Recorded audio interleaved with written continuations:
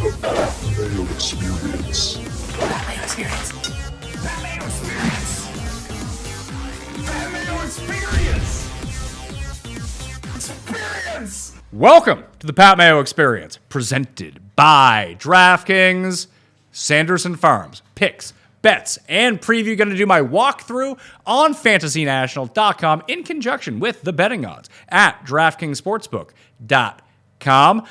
So the DraftKings pricing isn't out as I'm recording this, so you can jump over to FantasyNational.com and go check out the DraftKings pricing, or to DraftKings for DraftKings pricing. There is no Listeners League during the swing season, but there is an NFL Listeners League, and you can get access to that in the description right now if you want to. Smash the like and sub to Mayo Media Network, obviously, if you've never done that, or download the audio podcast, rate and review, help me out. And in the comment section, give me your favorite bet for one thing, because I think this can be more collaborative in the swing season as I'm going through everything. But what would you like to see as a part of this show? I'm not going to spend an hour. I'm not going to get guests. This is just something extra that I'm doing during the swing season. So me solo by myself when I'm doing research and trying to make bets, previewing the course for the week and the tournament, what would you guys like to see? So let me know on that front, all right? So let's jump over to FantasyNational.com right now. Once again, FantasyNational.com/Mayo to get yourself the discount on the annual, the weekly, the monthly, whatever you like. FantasyNational.com/Mayo. There's 144 players in the field at the Sanderson Farms. The top 65 and ties make the cut after 36 holes. It's a par 72 at the CC of Jackson.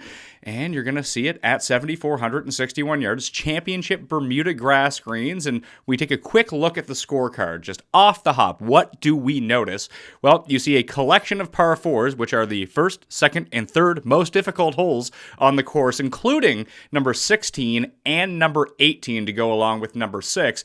They are the only par fours over 450 yards. What you will notice again is 1, 2, 3, 4, 5, 6 par fours in between 400 and 450 yards. You also have it's number 15. It's not tricky, mind you. You can make a big number or two on it. It does have a 9% bogey rate, but it is a drivable par 4 if you want to take a run at it, but there's just very few eagles. So sometimes laying back, not putting yourself in the woods up to the left, as I've witnessed many of my bets do over the years at the Sanderson Farms, that just lay back.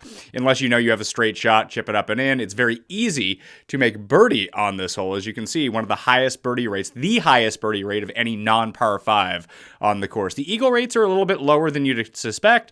Number 11 has a 2.4% eagle rate, and then everything else is like 1.4. 1, that's how it is. The 2 long par 3s are pretty tricky, high par rate, but over a 15% bogey rate on both of those. So we'll factor that in once we get to the modeling a little bit. You can see amongst the top 10 finishers at the CC of Jackson, you have strokes gained approach and strokes gained putting really factored in amongst the top 10 finishers. It becomes a little bit less pronounced, weirdly enough, once we go to the top 5 finishers, but again, little bit of driving, lots of irons, lots of putting around the green, not as pronounced amongst the top 5, and even less so when it comes down to the winners. Still on the positives, but again, the split between off the tee and approach, that gap is even thinner among the winners, and then you need to ride a hot putter. I think everyone here has rode the hot putter outside of Sam Burns, weirdly enough, 2 years ago when he was the winner. So we keep going down. You can see just the distribution of holes. The biggest bucket is going to be the 6 from 400 to 450 yards. It's pretty flat in terms of average shot distribution on approach shots. A lot of the 200 plus are going to be the par 3s and the par 5s, and everything else, there's 17% from 100 to 125. So you can get to your spot realistically on most of these holes. The historic cut line, -1 a year ago, -4 before that, -2, -2. So you're looking at -2, -3. I'm guessing is probably the favorite of where it's going to land. Driving accuracy, much lower at the Sanderson Farms than your average tour event, like 62%. For your average tour event, only 54% in Jackson, Mississippi, but it doesn't really make that big of a difference. It's kind of like the Sony Open, where the rough isn't penal at all, so the greens of regulation percentage are actually higher than tour average. Scrambling is higher than tour average, so it's not that big of a deal. You can just kind of bomb it out there if you want. You would think that would lead to a lot of players over the years doing really well in terms of, Cameron Champ has one here, so there is that when we go and take a look at everything, but it's not as pronounced as you would think in terms of driving distance just outweighing everything else. So you can see that Aberg is, or Aubert, as I guess we have to call him from this point on. Past 5 years. Cameron Champ is the best. He won in 2019. He followed it back up in 2020 with a T28, and that was it for him. Norlander has top 25s each of the past 3 years. He's Stallings inside the top 15, 2 of the past 3. Same as CT Pan. He was T12, T11, 2021, 2022. Last year, he was T67, so he made the cut and was like the worst guy after the cut, and then he got injured, and we didn't see him again for ages. So maybe he's a bit out of sight, out of mind at the moment. Back-to-back top 20s for Hayden Buckley. Nate Lashley has a third-place finish in his only appearance here, so it's kind of all over the place. We take a look back at last year. Mackenzie Hughes ended up coming in first. We can take a look more in-depth at how he did that in a second in terms of strokes gained. But Hughes, Griot, Higo, Hardy, Hubbard. I like Hubbard this year. And we can take a look at Hubbard a little bit more as well. He had a nice Fortinet championship. It might be worth looking back at the Fortinet as well, because I just know most people were not paying attention whatsoever, basically myself included, too. I'm not going to sit here and tell you, like, oh, yeah, here we go, the Fortinet championship. I'm going to stop watching football on a Sunday so I can tune in to see what's happening. No, that absolutely did not happen. So we go to the strokes gained. Theegala won, in case you were wondering. S.H. Kim was second, Cam Davis, and then there is old Eric Cole. But Theegala, Kim, Davis, all, I wouldn't say Theegala's prodigious off the tee, but he gained almost 9 strokes putting. That's going to do it for you. 9 strokes putting, 5 strokes chipping, and not losing anywhere else. It's going to end up in a pretty good situation, a great week for S.H. Kim overall. The Todd father kind of had it going on the greens at JT beforehand. Then you see Eric Cole. The putter never showed up for him. This is going to be a great Eric Cole course. When we go over to DraftKings Sportsbook, we're going to see that he is one of the betting favorites. The DraftKings pricing isn't out yet, and I'm filming this right after the odds dropped for the Sanderson Farms. So nothing's loaded in yet. It probably is by the time that you're listening or watching this video on fantasynational.com/Mayo. Get on it, okay? Troy Merritt actually had a really nice ball striking week as well. Let's see, tee to green. Who were the best players? Eric Cole, and that was with 5 strokes gained around the greens, but it's over 6 on approach. S.H. Kim, Sam Ryder. So how has Sam Ryder been at this tournament? I thought I saw his name pop up here a little bit. Let's see, Ryder. T45, T51, all right, nothing great from Sam Ryder over the years. And listen, course history, obviously, isn't the only determining factor in all of this. It is interesting to go take a look at, though. Matthias Schwab, a short hitter who's very high on accuracy, actually had a very nice week, tee to green. K.H. Lee, another one. If this was the TPC of Jackson, we'd be in business, but we're not. DJ Trahan, oh my God. We're going to see some bad fields. Let's see, we have JJ Spawn. Callum Tarrant actually had a good week. The Yaga Bombs, one of the favorites this week. Carson Young actually came back a little bit. We know that he had that nice little run through the mid part of the season, but the driving and irons were back after that little bit of a break. He was T19, Mark Hubbard was T17, both lost around the greens, gained marginally on the greens, but fantastic ball striking weeks. That's what I want to see a lot of. I want to see if I can combine someone who has hot approaches coming in that I know that can hit the peaks in terms of putting. Now, someone like Cameron Champ, he does have these peaks of putting. He's very J.B. Holmes-esque when it comes to his great weeks where he's getting like 9 on the greens. Normally, he just loses on the greens, but in the weeks that he putts well, he putts really, really well. Mark Hubbard is someone that can putt really, really well. We've seen him have spike weeks with his putter, and we know that the irons have been pretty good. As long as the driving comes along with him is why I will be backing him at 40-1. I'll have all of the final plays in my newsletter come Wednesday evening if I decide to bet anyone more or if I discover someone here as we go through everything. As you can see on DraftKings Sportsbook right now, we take a scroll down. Mark Hubbard 40-1. There's just a collection of players at 40-1 at the moment. So he's my first click. He's the first guy that I have money on this week, and I'm sure that I'll find some others. Like Eric Cole is actually not a bad play. I don't think so whatsoever. Griot is here too at 25-1. I don't remember the last time that Griot actually played, but he's never missed the cut at this event. He was T5 a year ago. Obviously, he got the win at Colonial. You'd prefer him maybe a bit at shorter venues, and he was terrible in the playoffs. But he did make it all the way to Eastlake, which is something. But this is the stretch that really he got it going on. And he had the 7th, the 5, short course, ends up picking up the win, short course, basically Pete Dye courses and Colonial, playing that swing, and then it was capped off with his T6 at the Open Championship. And then, I guess, a nice week the following week in Minnesota, then it just kind of trickled off towards the end, but he got himself into the Masters. He has retained his tour card. He picks up the win. It was a great year for Emiliano Grillo. I'm actually surprised to see him behind Eric Cole in the market, maybe because Eric Cole played so well at the Fortinet is why we're looking at that. So here's what happened in 2013.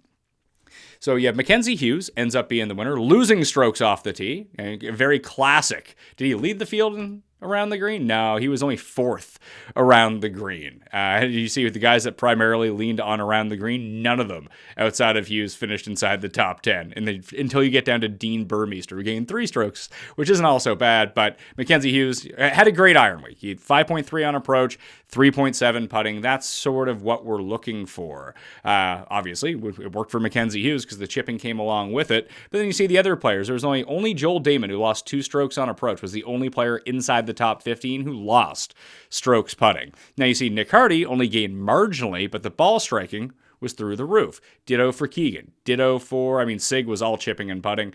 Grillo was great ball striking and putting. I wonder how Grillo, go back to Grillo for a second, and take a look at how he's played at the Sanderson Farms over the years. So last year was the first year he really putted well, but the ball striking has always been pretty immaculate, especially the approach play. In his time, in his 4 starts at the Sanderson Farms, has played it each of the past 4 years. Last year was the first time he actually got the putter rolling.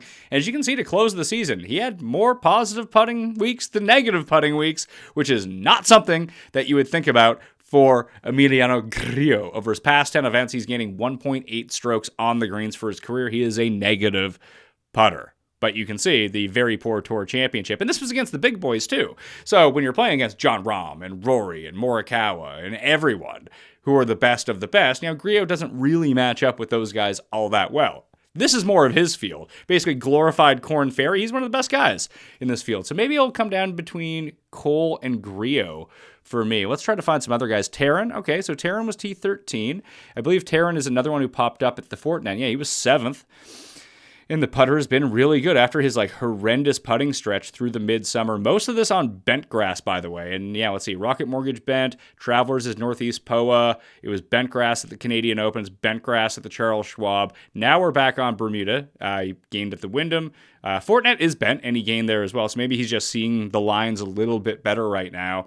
But we see when he was heating up. And sometimes when you're approach play, I'd be actually curious to do a little bit of a study on this, of the correlation between great approach weeks and negative putting weeks. Like if you're putting yourself into great situations on approach play where you're hitting it to 8 feet or 7 feet, but you're just not converting any of those putts, does it more severely impact your strokes gained putting because your strokes gained approach is so good? I would just be curious to know that. So Callum Taryn is another one. I have no idea what Taryn's odds are for the week. The Taryn Empire. Where are you coming in here? Callum? Taryn is 55 to 1. All right, that's not so bad. Maybe we can try to dig up MJ Duffy's another one, 75 to 1. Just see if we can dig up some of these names coming through. So again, this is what happened a year ago. Let's see, Grillo, Sanderson Farms, we're back here now. Who are the best approach players in the field? It was not Joseph Hanko, who I didn't realize was a real person. It was Nick Hardy, Mark Hubbard, Matthew Neesmith, Ben Griffin, Grillo. Whatever happened to Ben Griffin?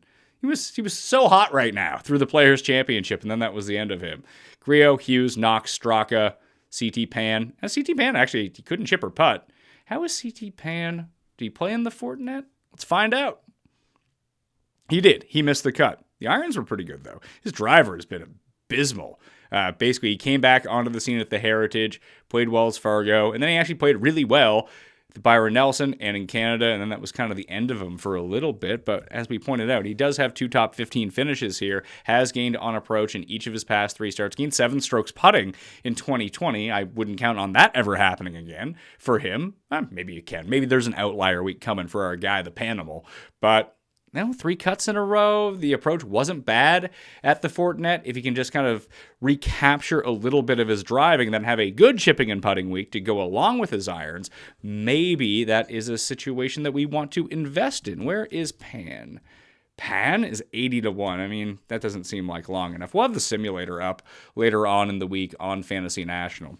So let's try to take a look at some of the stats now that we are in it a little bit. Let's take a look at this course in particular. So almost to go along with course history, we can take a look at who has played well here. Let's go the past 3 years. So 2023, 2022, and 2021. Just use those stats and we'll go through the finder. Once everything loads in, CC of Jackson only, isolate that, and go to average. So you see Derek Ernst, 0 rounds. So strokes gained tee to green. Higo has been the best over his 4 rounds. Now, the max you can have is 12 rounds in this, so bear with me. Let's see. Higo, Bezadenhout, Hardy. Could be a nice spot for Nick Hardy. What were Nick Hardy's odds? I assume he's in the 30 range. Hardy, 60-1. That's actually a really nice number for Nick Hardy. He's good. All right, so Nick Hardy, there's a bet. Nick Hardy, 60-1. Man, before I say that he's a bet, maybe I should take a look into what this jabroni's been up to. He got the win at the team event, missed the cue bad at the Fortinet, but was actually putting really well before that to end the year. Kind of all over the place. I do think he is a talent, though. 60-1 in this field doesn't seem crazy, although he has this was his best finish a year ago, was T5, outside of the win in the team event.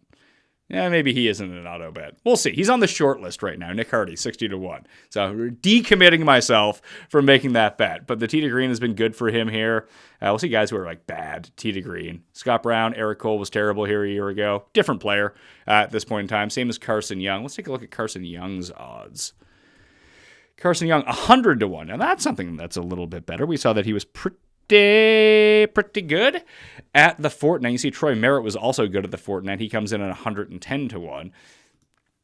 And if we're just going to continue to look through, best ball striking, Ben Martin, Higo, Hardy, DJ Trahan, Trey Mullinix. There's MJ Duffy again popping up, and he has 8 rounds. So let's take a look at what he has been up to. Missed the cut at the Fortinet, missed the cut at the Wyndham, hasn't hit a good approach shot in 8 months, so that's not inspiring stuff.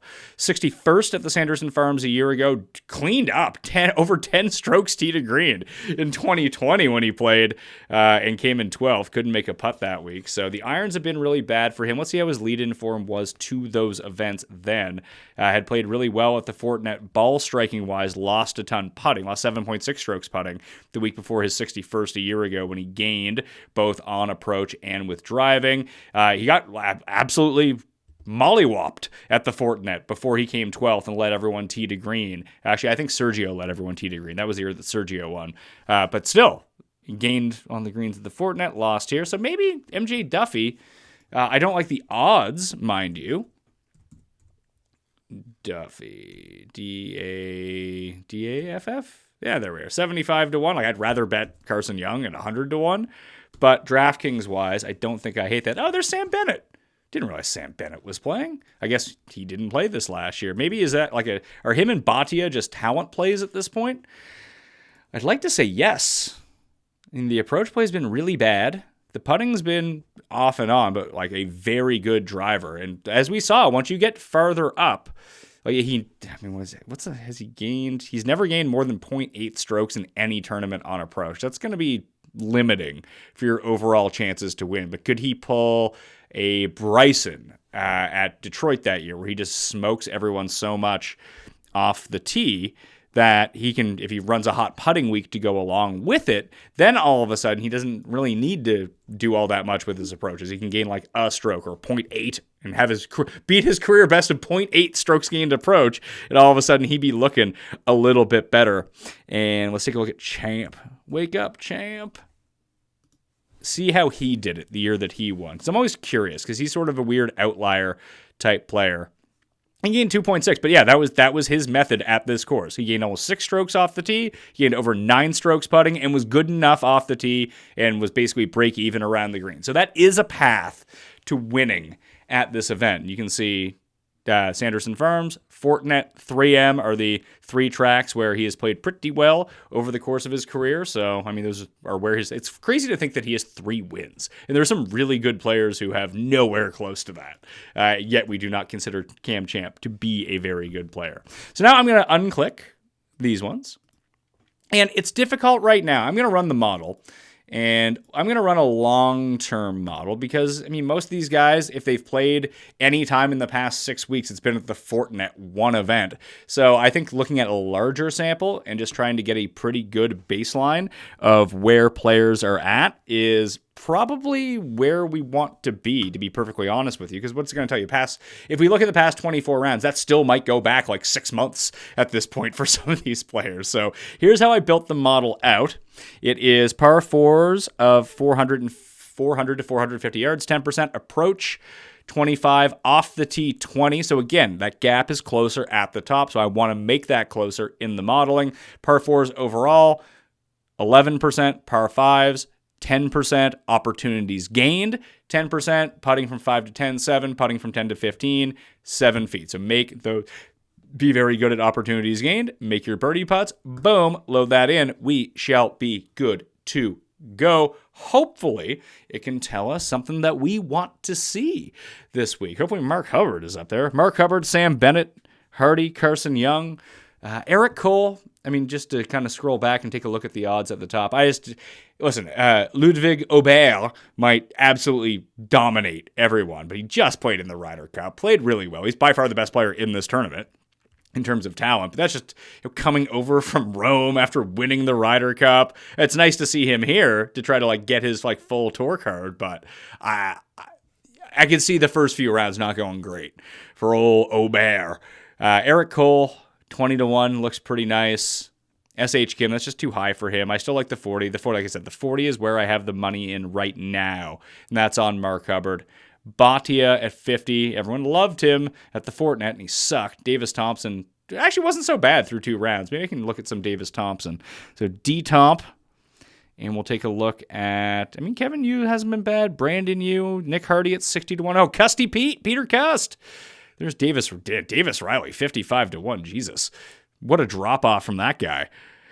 And we'll take a look at Bhatia as well. Maybe even Ben Griffin to see how he's been playing at those odds. Again, I'll have all of the final bets in the newsletter on Wednesday evening if you want to check those out, because we're still just kind of getting our feet wet, dipping our toe in the water. But I will be betting Carson Young and Hubba Hubbard. That's where I'll be at right now. Do that again. So Eric Cole rates out the best of any player. So it's Eric Cole, Jaeger, and Svensson. Let's close some of these tabs I have at the top right now, and we can kind of take a look at how these guys have been playing a little bit overall. Obviously well, but again, this is over the past 75 rounds. Hayden Buckley was a name that we saw pop up a little bit. And there's Davis Riley, a guy long-term actually rates out really well. Dylan Wu as well is up there. There's Ben Martin, number 10, Griot, Andrew Novak. Oh, Nikolai Højgaard's in the field this week? I did not know that. Is he actually playing? He doesn't seem to be listed anywhere. Højgaard. GAA. No, they're not showing him on the odds list yet. They're showing him in the field right now. Maybe that was the preliminary field. And he has WD'd. I don't know. That's really strange, to tell you the truth. But Hayden Buckley is an interesting one to look at, because we saw that when we looked at the course history here. Can't chip. Fortunately, that's not an issue. Can't hit an iron. That's probably an issue. But a 19th, a 4th, and a 63rd in his career. Gains a ton off the tee. Has putted really well on these greens. So let's see. Buck Fuck is 50 to 1. That's most definitely not enough for me. Eric Cole coming in. He's 4th at the Fortinet, great everywhere, and didn't even really putt all that well. I'd like to win some Eric Cole monies. I don't think I wouldn't have anticipated when I thought he was going to win me all the monies at the Honda last year that I would be potentially thinking about backing him at 20 to 1 in a tournament. Almost 6 months later. That never occurred to me that would happen, but he's been positive off the tee in 2 of his past 3, over a stroke as well. And if he can do that, you see the rest of his game has been so good. For his career, he's just negative. Past 5, past 10, past 20, past 84 events. He's been a negative off the tee, but a positive everywhere else. And those are gaudy putting numbers. Like, even in his past 10 starts, you have an 8.8, a 6.2, a 5.1, a 5.2. Like, those are how you win tournament putting splits. And some of these iron numbers are pretty good as well, as long as you don't have the minus 4.3, minus 3.4. If you can just be in this 1.3 range, or even a little bit lower, I mean, I can see why people are digging Eric Cole this week. Jaeger hasn't missed a cut since the RBC Heritage. That's kind of insane to think about. And he's only finished outside of the top 30 like 4 times in that stretch. Couldn't make a putt to save his life in Napa, but the ball striking was still very good in his first start. So obviously short list for him. Svensson was one that rated out really well. Okay, this I can get behind. What were Svensson's odds this week? Svensson's 40-1 in that Mark Hubbard range. Okay, I can mess around with this one. Just approach play has been over 2.6 in each of his past 4 tournaments. He hasn't played since the BFW Championship. I suppose that's the one issue coming in right now, but we've seen some very good spike putting weeks from him as well. And, Canadians, they just love to win. I mean, Svensson won the RSM last year. We saw his buddy, Mac Hughes, win this event a year ago. But Tita Green, he's been in the positive 6 straight events, over 4.2 in 4 of his past 5. It's looking pretty good. I worry about the rust, but it's not that great of a tournament, so who cares? So these are the numbers from Hayden Buckley, and we have Alex Smalley as well. I mean, Alex Smalley had a bad FedEx St. Jude, like whatever. He was playing some great golf. Even missing cuts, he had been playing great golf coming in. So what is his track record? The Sanderson Farms, played it twice, a T31, missed the cut a year ago when he wasn't playing well. And we see in terms of his odds, where are we getting Smalley at? 35-1, it's not enough is the problem. When you get in these weak fields and you have any sort of name value and credibility in that way, it's just not going to be good for any of us. Akshay got a win at the Stableford event. The driving's been great. We know he can get so hot with his irons. You just worry that the dude legitimately can't putt. Like, this guy is a Pat Mayo specialist. Great ball striker, can't putt to save his life. Got a win when I wasn't paying attention at an alternate event, and of course didn't win any money. Paspalum greens are where you want him, and the slower Caribbean greens. So maybe when he goes to Mexico this year, maybe when he goes to Puerto Rico, even I know Bermuda has the Bermuda grass greens, but even they're a little bit slower than a lot of places on a shorter course. Maybe that's a spot where we can fire up some Akshay. See, Davis Riley loves putting on Paspalum as well. It hasn't been great for him. Dylon, woo! Okay, here we are. Look at those putting splits. Oh, yeah. Gaining off the tee, gaining on approach. Dylon Woo, where are you at, sir? Coming in at 55-1. All right, so short list for Dylon Woo. That's what I like doing. I'm building the short list right now and, not committing too much this early on the week when I'm doing my first run through of all of the research, and we're back to Griot and we're back to Hubbard. So I think that's what we're going to look at in terms of the modeling before we get to the bets that I have made so far. I have 2 in. Mark Hubbard, 40-1 right now.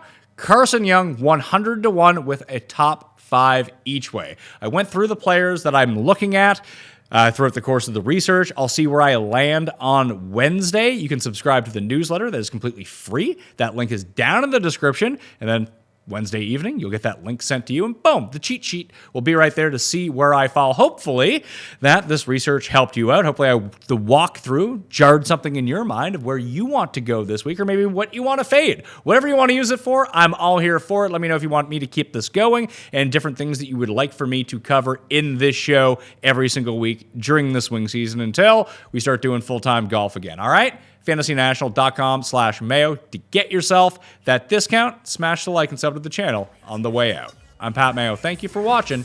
I'll see you next time. Pat Mayo Experience! Experience!